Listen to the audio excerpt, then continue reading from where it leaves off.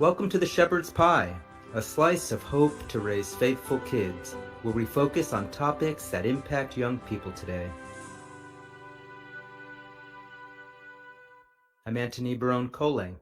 I'm a father of 5 who served in the Air Force for 21 years. I'm now a law professor and a columnist for Practical Homeschooling magazine. I'm also the author of The Harwood Mysteries, an inspirational medieval fiction series for kids aged 10 and up. Here on the Shepherd's Pie, we want to inform, inspire, and help you raise happy, healthy, faithful kids, whether you're a parent, a homeschooler, a youth minister, anyone. In today's episode, I speak with Ann DeSantis, the executive director of the St. Raymond Nonatus Foundation for Freedom, Family, and Faith.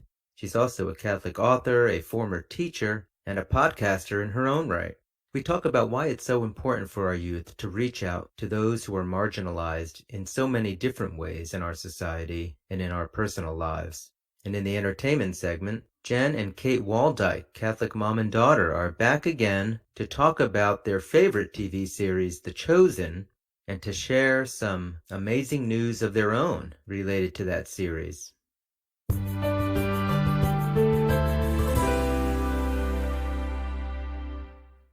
I don't know about you, but when I drive around any big city, I'm astounded by the number of people standing on the street corners with signs talking about how they're homeless, how they're trying to feed their families, how they're looking for help. God bless you. It seems that more and more in our society, we're finding those who are marginalized on the fringes. But those aren't the only marginalized people in our lives. And in our interview segment, I talk with Ann DeSantis about how we can reach out to others who are marginalized and make a difference in their lives, even in the smallest of ways, and why it's so important for our youth to do this in their own lives.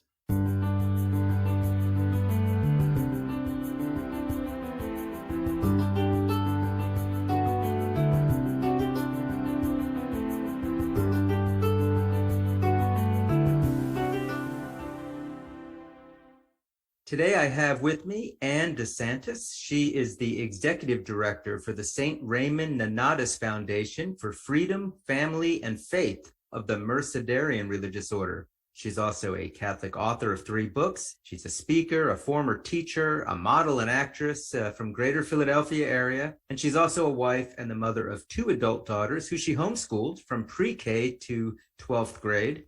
She hosts a weekly TV show called Journeys in Faith on the Fiat Ministry Network, and she has a podcast on Patchwork Heart Radio called Sowing Hope with Bill Snyder. Her latest book is called Love and Care for the Marginalized, and it's so nice to have you on the show today. Tony, thank you for having me on your podcast. It's great to be here. I'm really honored. Can you tell us a little bit, how did you get into this whole podcasting, writing, acting, modeling? You do a little bit of everything, it looks like. Well, thank you for asking. Well, maybe we'll start with the podcasting. In March of 2020, of course, the pandemic hit. And I had been introduced to my friend Bill Snyder, who's also a podcaster with Patchwork Heart Radio. And it was just at that right time when we were both home. And I had the idea, hey, let's start a podcast. And so we came up with the name Sowing Hope. And so here we are 180 episodes later. So what about writing and all these other acting and modeling? So I've done some work with different kinds of commercials, internet ads, healthcare products, all kinds of things. And that's been something that I do as a hobby. And there are opportunities for older people. The writing, some of you who are listening might have heard of the publication called Catholic Stand. Way back, I believe, and it was in 2013, the main editor of that publication had reached out to me and had read some things on social media and said to me, you would make a great writer. And so from that point on, I've been involved in writing. And at this point, I'm writing for Catholic Mom, Epic Pew, and also Catholic 365. So you can go on all of those websites and read some of my articles. And the book writing, I just obtained my master's in theology this past year from St. Joseph's College of Maine. And so hence that is how I started and decided to do a little bit of book writing as well, in addition to the articles. And all of this was while you were also the executive director for the St. Raymond Nonatus Foundation? Can you tell us a little bit about what is that foundation and what is this Mercedarian religious order? That is my main career. And to give you the short story of how that foundation was founded, was in 2015 when Pope Francis came to the United States. And you may remember the World Meeting of Families, which was held in Philadelphia, where I'm from. And the Mercedarian friars, they were also there at the World Meeting of Families. And they really felt the Holy Spirit speaking to them that they, as an order, should do something to help families in crisis. And so that's exactly what they did. They decided to found this nonprofit 501c3. Our website is nonatus.org for those listening like to check it out. And this religious order is 800 years old. The founder is Saint Peter Nolasco. I can tell you this, the fourth charism to their vows is the willingness to give their lives for those who are in danger of losing their faith. And what they call that are captivities. And of course, the captivities 800 years ago when they were founded were much different than they are today. And some of our friars have said the captivities today could be something like separation or divorce, alcohol or drug addiction, relationship issues, sickness, loss of a spouse, a child, or a parent. There's all kinds of things that are captivities. And so that's what we do. What we offer is prayer, priestly consultations, podcasts and videos, and also programs and events. Everything we do is offered for free because we are that Catholic nonprofit. I understand that your book, The Love and Care for the Marginalized, was partly an outgrowth of your ministry. Yes, I would say there's definitely a connection for me. And I've talked to so many people. One of the facets of this nonprofit is the outreach to those affected by divorce and separation. Now, that could be the couples, it could be the kids, the adult children, the grandparents even can be affected when there is a divorce. And so we've done a lot of outreach to them.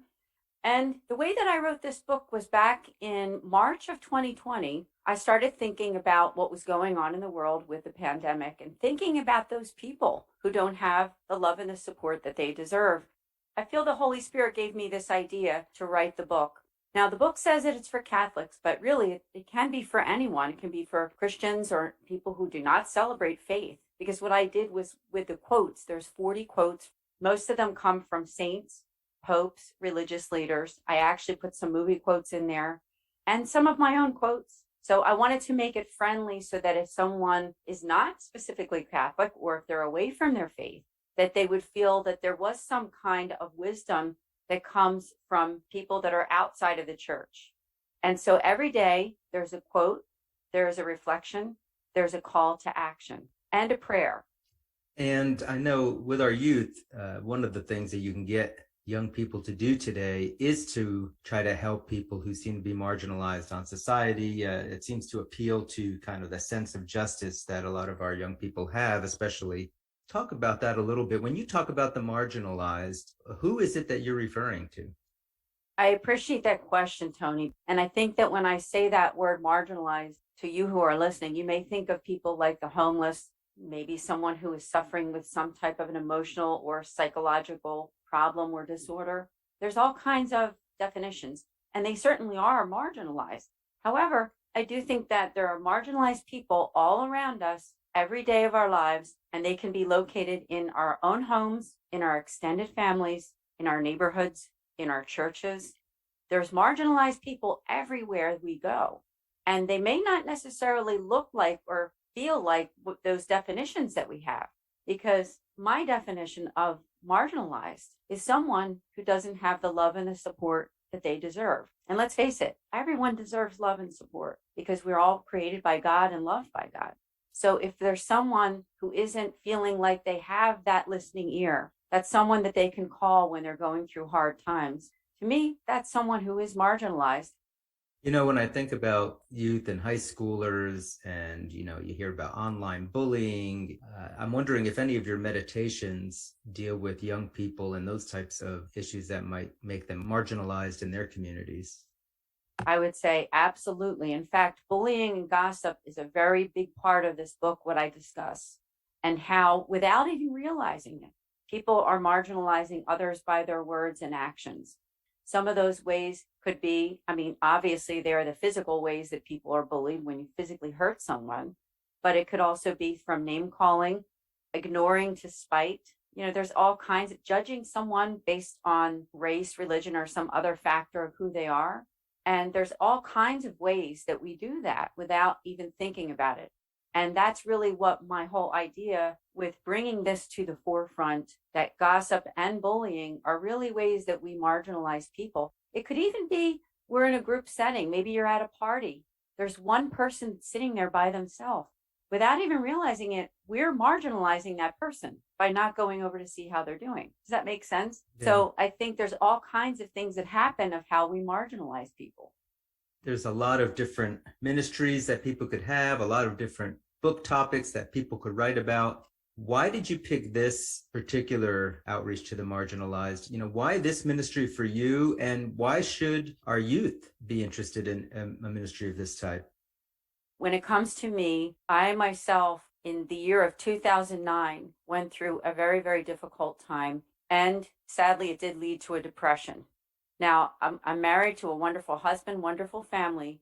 But during that particular period of time, I found myself falling into a depression that lingered for about 4 years. Now, I don't know whether I'll be able to nail down the severity of the marginalization, but I did feel somewhat marginalized because I had a group of friends who were wonderful people, and through no fault of their own, I found myself very much alone during those 4 years. They were extremely religious and still are religious people who pray and very active at church. But I found that little by little, being around me was a difficult thing for some people because I was down. I was not as smiley as I normally was. And so I really felt like I went kind of through like a dark night of the soul, St. John of the Cross, and I came through it. And the interesting way that I came through it was that I met the religious order that I now work with. And so it was a beautiful way that these Mercedarian friars, these priests and brothers, ministered to me. One of them became my spiritual director and helped me through one of the roughest times of my life. And so that made me understand what it feels like to not have that support of friends. And maybe I had my family, which was wonderful. But sometimes we need some friends too that we can count on. Somebody you can give a call to or go out to lunch with or something. God turned my life around. Because at that time, as you brought up, the writing, the acting, the modeling, being the executive director, these things weren't in my life back then. But God enlightened to me what it feels like to feel alone, rejected, and marginalized too. When you talk about, God turning all things to good, that's what I'm thinking about as I'm hearing you talk, because, you went through this experience, and now from this experience, you've really created this whole ministry to people that you can identify with now based on that experience. And I'm assuming actually the things that you're saying right now, many of us can relate to in our own families, but I'm also assuming that a lot of our youth can relate to. I mean, depression, mental illness is definitely a real part of our kids' lives these days. And so maybe this is a good segue to the question about why should youth be interested in this ministry? Well, I absolutely love that question. And I'll start it out by saying that my daughter herself at the age of 10 went through a very difficult emotional and even a psychological crisis. But it really taught me what our kids go through and how difficult it is for them. Think about those children who feel bullied, who feel not part of the group, who don't feel that they're doing well in school. So I think that the reason this ministry that I have for the marginalized is good for younger people in particular is because it's a way for them to really get involved in what it means to be Catholic. Now, what does it mean to be Catholic with a capital C? That word means universal. But when you read in the book of Matthew 25, and Christ talks about how will he judge what kind of person you were, part of that judgment is that he does separate the sheep from the goats, and it does go according to how we treat people. I was hungry and you gave me food. I was thirsty and you gave me to drink. I was a prisoner and you visited me. Now, prisoner could be the marginalized, right? Could be the person in the hospital that's suffering and doesn't have support.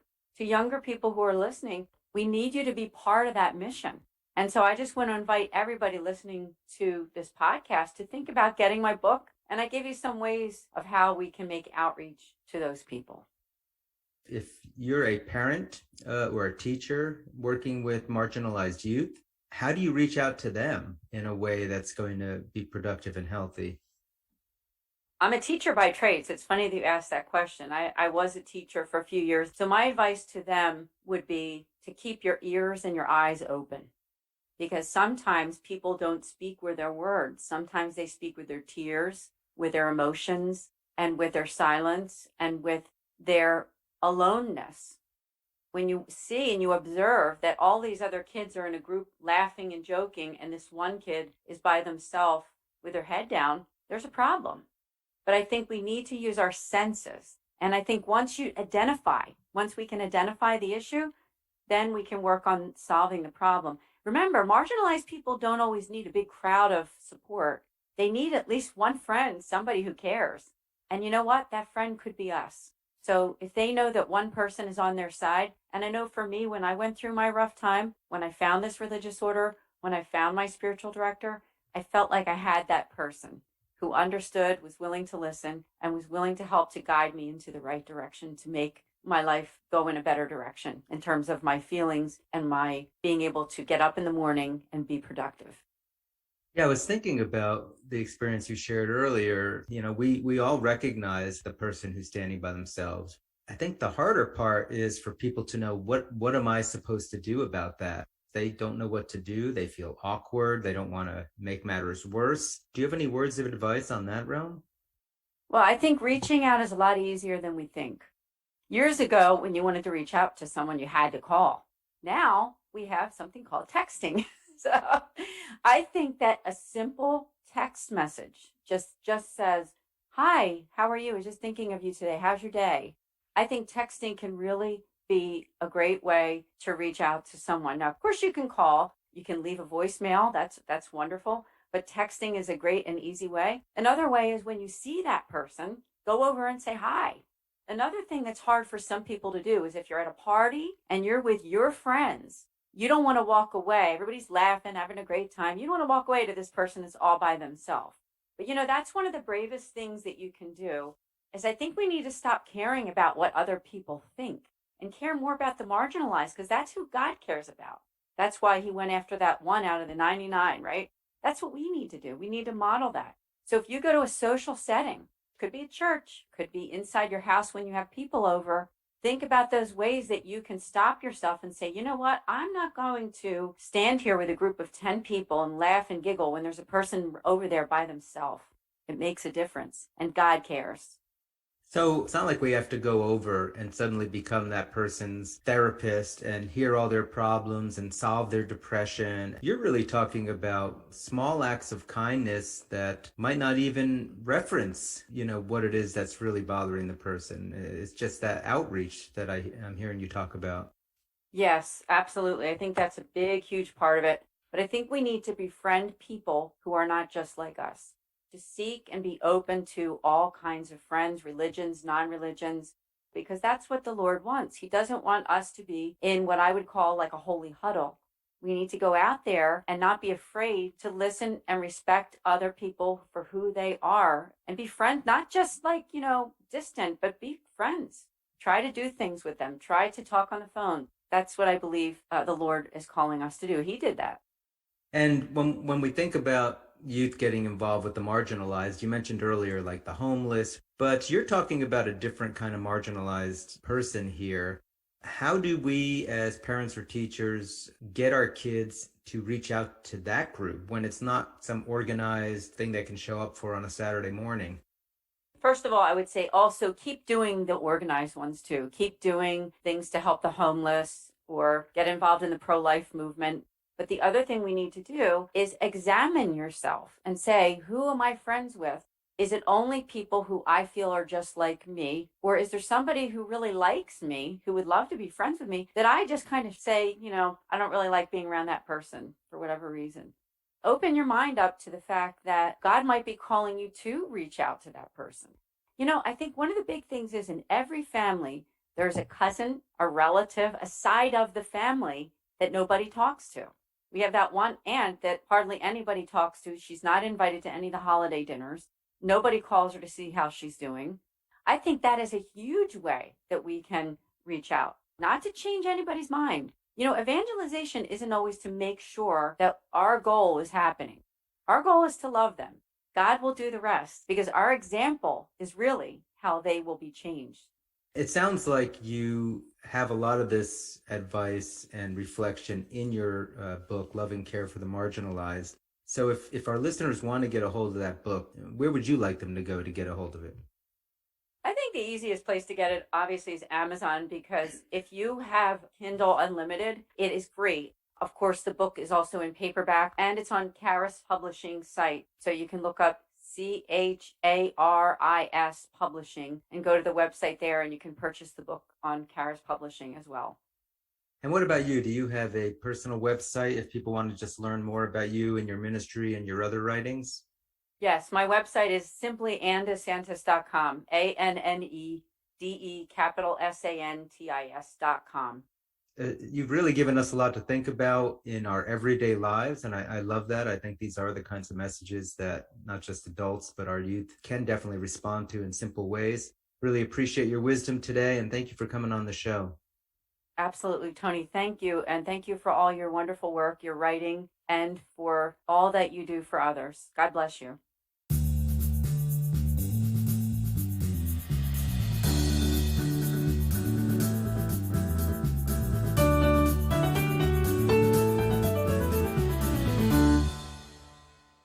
In our entertainment review segment today, I am thrilled to have back Jen and Kate Waldyke of Catholic Mom and Daughter and their ever-growing YouTube channel, where they typically review books and curriculums and discuss all sorts of faith topics. But they're here today to talk about an exciting television series. They are going to be extras in The Chosen. So Jen and Kate, welcome back to the show.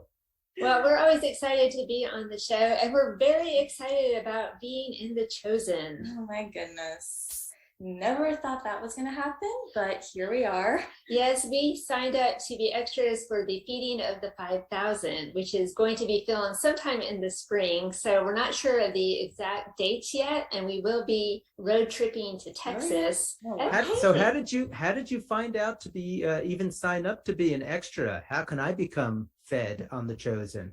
Well, they kind of had an open call for extras for the Feeding of the 5,000. Yeah, it was funny because I wound up teaching an extra class last fall that I wasn't even sure I wanted to teach. And then when I got paid for that, it was the exact amount down to the last penny of what we needed to be extras on The Chosen. So when I saw that, I said, oh, we just have to go for it. So I guess we made a donation, and then we got confirmation that we could come and be in The Chosen.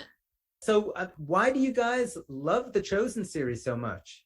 Where do you start with trying to describe how much you love it? It's just something so different almost from what you see normally. And it's just so well done that you can't not fall in love with it. You're a young person. Does the show have an appeal to teenagers? And why do you think that is? I think it just gives you a glimpse at the Gospels that you never had before. So I find that appealing because I can start to visualize everything that is happening, and then you can relate to the characters as well. It just grabs you and just holds your attention for the whole time. Yeah, it's the Gospels as you have never seen them before. And I think it just makes such a big impact on people. I show it to my students a lot, and I have them come up after class and just say, what was that? Where can I see more of that? I can't believe that. I've never seen anything like this. So it's really reaching them in a very powerful way. So I feel like it's a very powerful tool for evangelizing, making people fall in love with Jesus. Now, for those who have not been watching The Chosen, can you tell, what's the background on this show? How long has it been on, and where can people find it? You can watch it for free online. If you just Google The Chosen, they have their own station. But all of it is available on the Chosen app. And it's completely for free. You watch it for free. You don't have to subscribe. There's nothing to pay unless you feel like you want to make a donation to the show, since it's all crowdfunded. The director, Dallas Jenkins, made a pilot movie called The Shepherd, and he just made it for his church for Christmas. He never dreamed that it would be so popular, but Angel Studios saw it, VidAngel Studios, and they said this could be a whole great series. And so that's how the whole idea got started. Here we are 2 seasons later. And I've read that they wanted to do 8 seasons of the show. Yes, somewhere around 7 or 8 is the plan at this time, but it's been so popular. I wouldn't be surprised if they extended it into the Acts of the Apostles. Do they start right at the beginning of the Gospels, like chronologically, and just work through Jesus's life? Yeah, they don't. They jump around. They start with the possession of Mary Magdalene and how she is healed by Jesus. So for families with teens and middle schoolers, is there anything about the show that you feel is might be too above their age range, or anything that parents should worry about? I mean, for middle school, for teens, I don't think so. Compared to some of the things they watch probably online and at the movies already, probably not. I feel like for a sensitive middle school child, you might want to screen it first, because the very first episode when Mary Magdalene is possessed by demons, that's pretty intense. It's dark. So yeah, it's dark. It might be disturbing to a more sensitive child, and even for adults, it can be a little bit hard to figure out that first episode, what's going on here, because you think it's a Jesus show, but where's Jesus? It doesn't start off with Jesus right away. My understanding, though, is that the show doesn't present the Gospels the way you would necessarily read them in the Bible. It just doesn't relate everything that's detailed there. It really goes into characters and really creates stories around the Gospels. Yes. It's based in the Gospels, but you do get backstories to the characters that are based in history, but they may or may not have happened. But it gives a whole nother level of depth to the show. Well, wonderful. Well, more and more our listeners are tuning in to The Chosen. And if they tune in later in 2022, they may very well see Catholic mom and daughter in the crowd of 5,000 of extras. So thank you guys so much for bringing the show to our attention again today. And thanks for being on the Shepherd's Pie. It was our pleasure. Thank you. Bye-bye. Bye.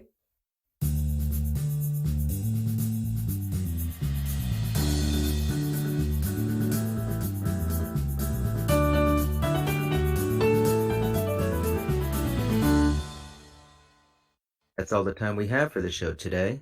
We spoke with Ann DeSantis about reaching out to those who are marginalized in our lives. And Jen and Kate Waldyke shared their exciting news and their enthusiasm for the television series, The Chosen. Again, this is Antony Barone Kolenc, and this has been The Shepherd's Pie. If any of you listening today have a question for me or a topic you'd like to have us cover on the show, please drop me a line on my website at antonykolenc.com. That's AntonyKolenc.com. Also, if you visit my website, you can learn more about my historical fiction series for kids, The Harwood Mysteries. I'll end as always with my wife's favorite scripture quote from Romans 8:28. We know that all things work for good for those who love God, who are called according to his purpose. May the Lord bless and keep you this week.